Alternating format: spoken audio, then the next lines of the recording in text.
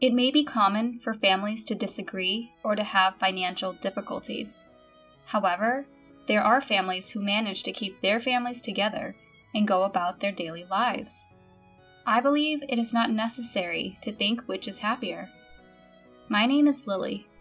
Since I was a child, I've been referred to as a strange child. I'm not sure what's odd about myself. I only think I am because people say I'm odd. It's fine to be told that I'm strange, but the problem is that my parents avoid me because of it. My childhood was lonely. I'm so in tune to people's minds that I can read what they're thinking. I'm not sure how I'm able to do it. It's not that I couldn't see or feel everything, but I couldn't understand why I could do what I did. It felt so natural to me. Just like how for ordinary people, they move their hands or breathe. There was a time when I felt an evil emotion or a presence from a coworker who my father had brought home with him. I felt like we had to be careful with that person. I warned my mother, but she ignored me. Later, the coworker persuaded my father to sign a contract as a debt guarantor. My mother did not believe my story. But, as my father was leaving the table with the coworker, I said, "Something tells me that the phrase joint and several is hazardous.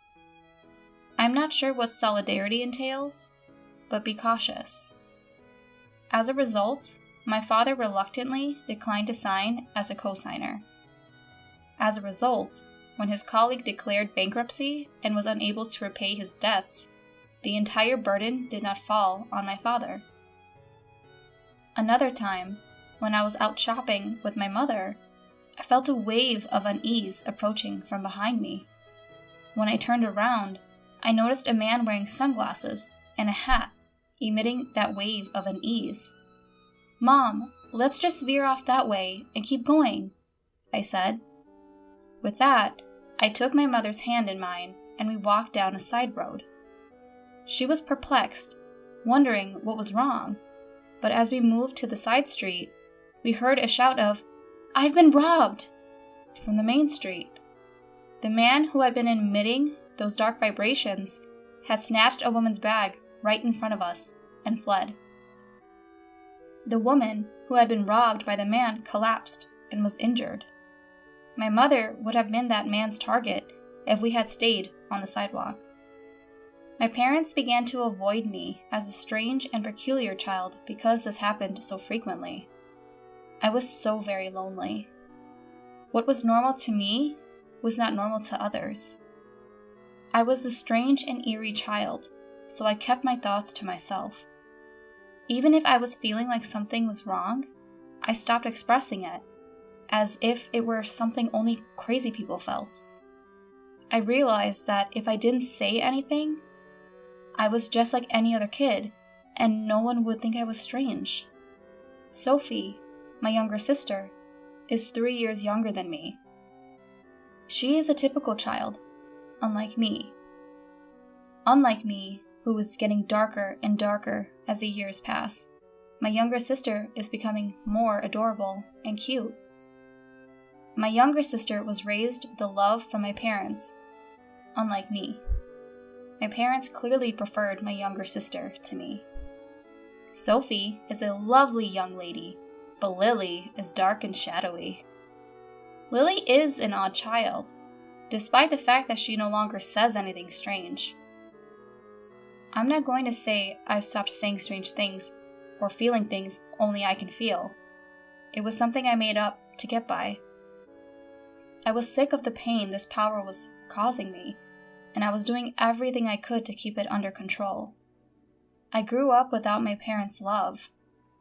It was either because my attempts to pretend I was normal gave the impression that I was unusual, or because once this unusual image was attached to me, it could not be erased. My younger sister, on the other hand, was raised with my parents' love. My spoiled sister sensed my parents' coldness and slight distance from me and began to look down on me. She used to say, "I don't like being around my sister because it transfers the darkness to me. I'm very attractive. but my sister has a negative impact on my image. She started saying things to put me down whenever she got the chance. My parents only tolerated her and made no attempt to correct her. She was approached by a scouter for an entertainment production company in town. She was asked to join their agency when I was in my second year of junior high, and she was in her 5th year of elementary school. She stated, "It's obvious because I'm attractive." They said I could be on television. My younger sister was already thinking about a career, which satisfied our parents. "You should take it slow and think about it. I have a bad feeling about this." I didn't want my sister to be in trouble, so I opened up about my feelings, which I had kept hidden for so long. My sister, who was unaware of my unusual ability, said, "Are you chastising me because you're not attractive and can't communicate with others like me? Don't be strange, and don't stand in my way." Her face turned red, and she reached for me. My parents, who knew about my ability, had either forgotten about it or were overjoyed to see their little daughter in the spotlight, and they stood by her side, accusing me. I then reaffirmed my intention to remain silent. I told myself that saying anything unnecessary would result in nothing good. An educational internship student was scheduled to visit my middle school one day. He was a male college student, a junior high graduate who aspired to be a physical education teacher. The trainee spoke of his educational dreams and gave a powerful speech to the teachers and students. He became very popular with the teachers and students, particularly the female students. As the intern responded briskly to the loud voices of the female students, I felt a black wave of dread wash over me. I had made it a rule to keep myself hidden and not reveal my unusual abilities. But when I saw that my classmates were in danger, I decided to break my own rule. I approached a teacher who appeared to understand what I was saying. "I know this is unexpected, but please believe me and help me." The teacher was perplexed by my abrupt statement, but he did as I requested and staked out a specific location after school. I kept the details from the teacher. I didn't tell him the details because there was no way he'd believe me even if I did. But the teacher listened to me without any explanation. He might have been more than a simpleton. The next day, the entire school was in a frenzy. The nuisance prevention ordinance had been violated by the student trainee. The teacher had staked out the area near the women's restroom, and the trainee appeared, entered the women's restroom. He set up a video camera within 15 minutes of starting the stakeout.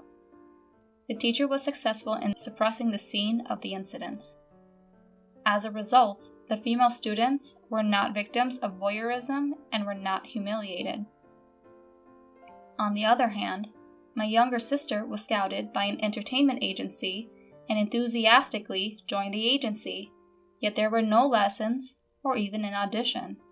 She was only required to pay costly affiliation and lesson fees. The office was then abruptly closed one day. Simply put, my sister was taken advantage of. She screamed and cried, turning her rage on me. She became enraged and yelled at me. "It's all because of you. You ruined my future. It's entirely your fault." It was an absurd statement, but my sister seemed to believe it wholeheartedly. She had to think that way to survive, but it was a disaster and an annoyance to me. My parents did not say such ridiculous things, but they did notice that she was pulling away from me and leaning towards our younger sister. As a strange child, I was to experience loneliness once again. I was pleased that I had been able to assist everyone at school, but I was concerned that my actions would push me over the edge. The following day, the teacher who had listened to my story summoned me to the staff room. I opened the door to the staff room, fearful of being labeled as strange once more. "You knew something like that was going to happen about a week ago. didn't you?" The teacher asked me in hushed tones, with no warning. I knew it was pointless to try to fool him, so I told him about my mysterious power. After all, I know there aren't many people like that out there. It was the first time I'd heard of anyone understanding what I was going through. The teacher explained that he knew someone with my level of power, which is why he understood me. He stated, "That person is actually my aunt, and I've known about her for a long time. I understand you have a lot on your mind. I'm sure you'll feel a lot better if you get advice from someone in your situation." The teacher brought the person to me after saying this. The person looked me in the eyes and said, "It's natural to be concerned, but you don't have to suffer." Her kind but deep eyes, which seemed to see everything, drew me in. Sarah was the person's name, and she told me that she had the same power as I did since childhood, and that she had spent her entire life troubled and hiding herself. The story of the older person who had gone through similar experiences to mine was releasing me from my fears and doubts. My interaction with Sarah began on that day. I addressed her as my mentor, but she laughed and replied, "Will you not call me that?" Sarah, or rather my mentor, changed my life. If I had lived a modest, shadowy existence, concealing who I was, but my consciousness was transformed. I was gradually able to live my daily life as a normal girl. However, since the incident at the entertainment agency, I have been unable to get close to my sister. In fact, we appear to be growing apart rather than together. It was normal for her not to talk to me, and the only time she did was to complain about something she didn't deserve or to make fun of me. I have no idea what triggers the switch. My psychic abilities also failed to predict my sister's emotional shifts. She used to say, "What's the big deal about you getting accepted to college? Aren't you just a mental flower garden?" My sister had failed the high school entrance exam at her first choice school, which she had been told she would definitely pass. She was able to enroll at a stopgap in a high school that she considered her second choice. As a result, my sister was furious that I had been accepted to her top choice university. I wasn't happy about it, and I wasn't bragging about it to my sister. She was simply making assumptions and disrespecting me. My parents only consoled and coddled my sister, who was going through a difficult time, and told me to go away and not to bother her. My sister didn't seem to like me either, despite the fact that I had grown up and become a better person since meeting my teacher. I guess she doesn't like me unless I'm a dark and gloomy inferior woman to her. My sister, on the other hand, is extremely intelligent. It's a wonder she didn't pass the high school entrance exam. She was very frustrated, and she channeled that frustration into her studies at the high school she enrolled in. As a result, she was the top student for 3 years and was accepted with a single shot into a difficult national university. She stated, "Heh heh, I got into the most difficult university. Your university is nowhere near mine." I responded to my sister's satisfied remark with a lighthearted, "Yeah, I guess so." I knew that getting too involved with her would be disastrous. My sister, on the other hand, thought my light response was a slight on her own brilliance and lashed out as hard as she could. My parents were scared of my sister, who would lose her temper until she calmed down, and whenever she got into this situation, all they could do was watch and worry. My parents blamed me for this, and concluded by calling me a liar-troubled daughter.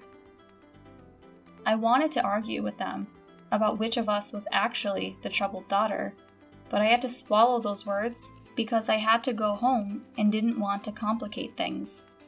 Aside from my sister, I was nearing the end of my college career, and needed to make a decision about my life.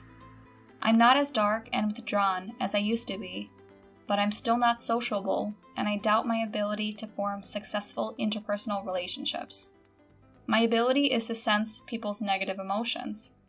I can understand positive feelings, but people are more prone to negative feelings, and negative thoughts hurt me.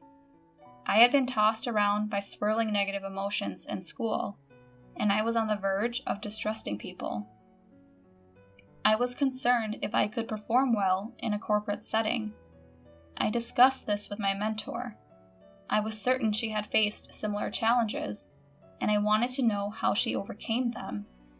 She stated, "I experienced the same difficulties that you are facing now. Maybe you should do something like me." She told me that she had spent a long time working as a fortune teller or counselor, assisting people with their problems. I have the ability to fully demonstrate my power and contribute to the world and others. As I can work freelance, I don't have to be part of an organization, and I don't have to deal with people's emotions or relationships, both of which I am afraid of.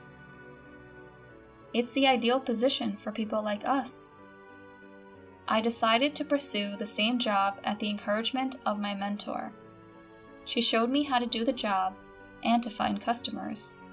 Thanks to the internet, I can now work from home. When I told my parents and younger sister that, instead of getting a job after graduation, I would work from home, they said, "What exactly is it? What kind of job is it? What type of work is it? Then at the very least, you should do our housework. What about living costs?" That was my expected reaction from a parent, but I was disappointed that they had not been more supportive of me. While I assumed it was normal for them to expect housework and money, I was still sad. Because of this, I could see my sister disrespecting me even more in the future, which made me even more sad. So my life as a work-from-home employee began. There were no job offers at first, and it was a trial and error process, but with the assistance of my mentor, I gradually obtained a job. I couldn't do what my father asked me to, which was put money into the house, for about a year, so I devoted my energy to housework. My father was not pleased, but my mother was relieved that things were getting easier, and she kept him in check. When I put money into the house for the first time after about a year, my father made fun of me, saying, You finally got some money, didn't you?" Even with the money, however, the number of household chores he shared with me did not increase, and my life remained the same. My sister graduated from university 2 years later and decided to work for a foreign affiliated company. Because it was a foreign company, the pay was good, and he told me, "Unlike my sister, I am not a member of the elite." My sister, who has found work outside of home, has made fun of the fact that I work from home. She stated, "I have no idea what you're doing working from home. Isn't that just for kicks? You're a parasite in your own home. My pay will increase, and I'm sure I'll be making 10 times more than my sister. Someone like you could never make that much money." My sister, who was promoted to chief after a year and a half with the company, also told me about it and made fun of me. My sister brags about her good salary, but she doesn't contribute anything to the household and doesn't help with any of the household chores. She delegated laundry, cleaning, meal preparation, and everything else to my mother and me. The work was between my mother and myself, but my mother delegated most of the work to me, so in effect, I was the one doing all the work. I said, "Sophie, you need to take better care of yourself. Instead of spending it all on yourself, you should put some money into the house." I informed her. Then she said, "You're a waste of space, sister. You should do all of our housework. I'm putting the money aside for my future." She never pays attention to me. For some unexplainable reason, My parents tactfully agree with her, claiming that it can't be helped because she's my sister. I wanted to stay in my current job because it was comfortable and familiar, but I was beginning to wonder what I should do with myself. My sister then made a shocking announcement. "I'm getting married!" Because there was no warning, my parents and I were taken aback and froze. He is a wealthy man who earns more than $10 million per year. "Oh, I'm sorry I became happy first, sister. But isn't marriage just a pipe dream for a person like you?" My sister then said she'd bring her boyfriend the following Sunday. Sunday arrived, and while we were in a state of panic due to the rapid succession of events, the man she brought with her was a young man dressed in a suit and tie who appeared to be capable. "My name is John, and it's a pleasure to meet you. I've come to propose to Sophie." He greeted her with dignity and politeness. "I told you he was wonderful, and he is, isn't he? I'll be happy with him." "John, what is your job?" My father, despite being overcome by her boyfriend's aura, asked a question anyway. "I am currently undergoing training at a company owned by a friend of my father's." When I was perplexed by the term, my sister explained, "His father is the company's president. He is training outside of the company to be his successor in the future," she explained cheerfully. My sister seemed overjoyed at the prospect of marrying the company's future president. After that, we talked about various topics before Sophie's boyfriend bravely left. Despite a few gaps in the subsequent conversation, my parents seemed pleased with the impressive man.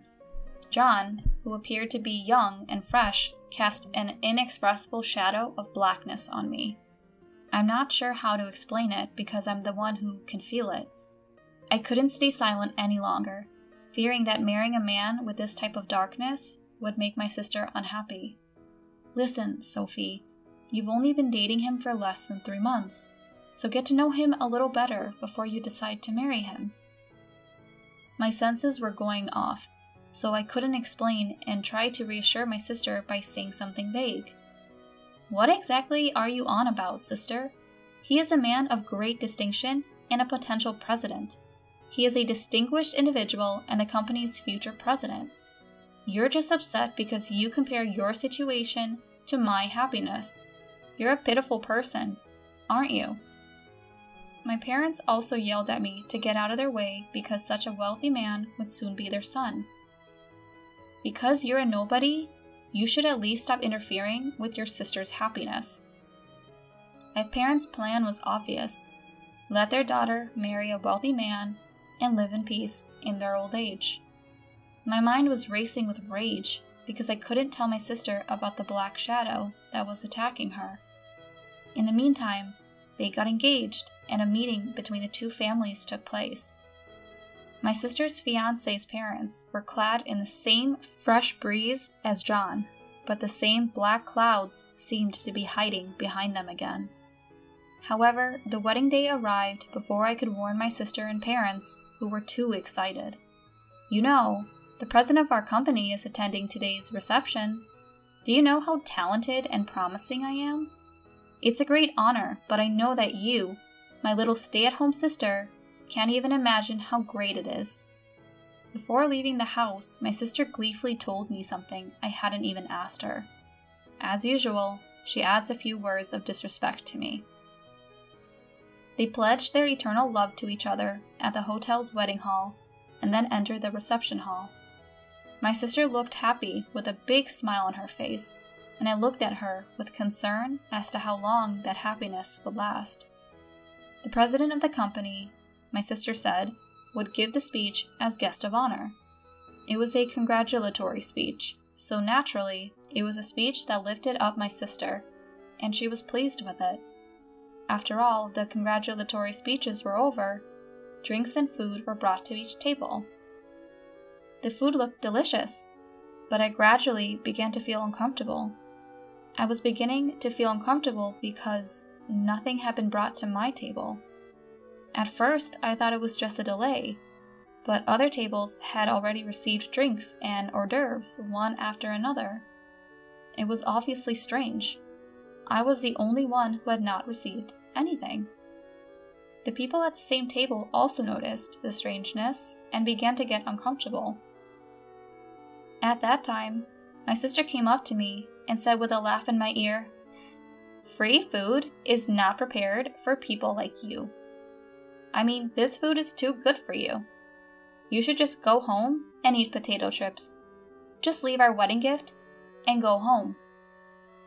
My eyebrows shot up at the outrageous line said loudly in my ear. The groom was also grinning and nodding widely in the groom's seat. Even my parents pretended to be surprised at first, but when they said something like, well, Sophie is right. I was surprised at first, but that surprise was followed by a surge of anger. I never thought you could be this insane. Father and mother, you are too much. How could you accept such rudeness? My parents gave me a bitter look, but did not admonish my sister. I understand. I'm going home. But know this, you'll regret it. What's with that threat? I wonder if it's the howl of a loser. The hall was abuzz with excitement at this unbelievable turn of events, when a man stood up with a start. I'm the groom's brother. My name is David. My brother and parents are scum, but the bride is even more so. I can't take it. The man who introduced himself as David continued, Father, your company went bankrupt half a year ago, and you're still falsely claiming to be the president of it. The fact that you are still pretending to be the president of this company must mean that you are trying to take advantage of your daughter-in-law and her family. John, you can't be president anymore either, but you're still faking it and trying to sleaze off your wife, aren't you? Because you are unemployed now. The buzz in the hall heated up at the man's comment, but it was the younger sister who became even more heated. What do you mean? You cheated me? What do you mean? You're unemployed? She turned bright red and asked a series of questions. Her face gradually turned from red to blue, and her eyes began to tear up. My parents were also out of the loop, and both of them were screaming. The screams of my family echoed through the hall. Both the groom and the groom's parents were stunned and silent. In fact, before the show began, I had received David's confession and apology. I had asked him not to hesitate to speak his mind if something happened during the reception. Then, as my sister was blaming David with a face full of anger and resentment, another man stood up with a look of that said he could not take it anymore. It was the president of my sister's company. He said, "Enough of this. It's not looking good. You have no right to blame the groom. What makes you think you have the right to criticize the groom's brother for his mistreatment of his brother?" The boss's voice was filled with anger, and she looked frightened. "I didn't attend your ceremony for your sake," he said. "If you weren't Lily's sister, to whom I owe so much, I wouldn't be here." My sister's eyes went wide when the president suddenly mentioned my name. "Oh, Lily? Lily has saved numerous companies from crisis. She is like a goddess among us business owners." Under my mentor's guidance, I started out as a fortune teller and life consultant, and then became an advisor for corporate revitalization. Although I had no managerial knowledge, I have used my powers to show the company the way it should go. I was right on target, and one after another, the companies that turned to me revitalized their corporate strength, and their business experienced amazing recoveries. For this reason, I have received the titles of teacher and goddess. My sister's company was also consulted 6 months ago, and with my advice, it was revitalized as a stronger company. The president of the company felt in debt to me and attended today's wedding. She said, "Oh no, I didn't know anything about that. Aren't you a stay-at-home nobody? Thanks to Lily, my business is going well. Thanks to you, I have a good job and now earn more than you do. I put enough money into the house, but my parents don't care about me. What do you think all that money was for? Oh, that money wasn't Sophie's. The parents seemed to have misunderstood. There was no way she could have brought money into the house. The wedding party broke up in a heap of confusion. Naturally, the wedding gift was fully refunded to everyone. How are we going to pay for this ceremony now that we don't have all the money from the gifts? Besides, I had relied on John's income and signed a contract for a condominium in my name. I can't pay the rent by myself if I'm unemployed. To the sobbing sister, John said, "You signed the contract on your own, didn't you?" "I don't know anything about it." "Divorce! Divorce! Divorce, you crook!" The wedding turned out to be a mess. This was also the result of his malice towards others for no reason at all. He might have claimed that he had a reason to be malicious, but there was no way that would have passed muster. Later, the young sister divorced John and demanded alimony. There was no way that John, who was unemployed, and his parents could afford to pay a large amount of alimony. And although they were barely able to pay for the wedding hall, it was nowhere near enough to cover the cost of the condo they had contracted for. The house that was to become their love nest was canceled without ever being lived in. However, the loan balance was not erased, and the loan was a heavy burden on the younger sister. In addition, the outrageous behavior at the wedding spread quickly among the company officials who were present, and the sister lost credibility. The president of the company gave up on her and sent her to a lower position. She had no place at the company and lost her pride as an elite employee. She wanted to quit the company and run away, but in order to repay the loan, she had to continue working there. She continued working in a basement reference room, doing trivial work and may or may not be of any importance. John and his parents failed in their attempt to become parasites on my younger sister. They too are struggling to make ends meet by working day jobs.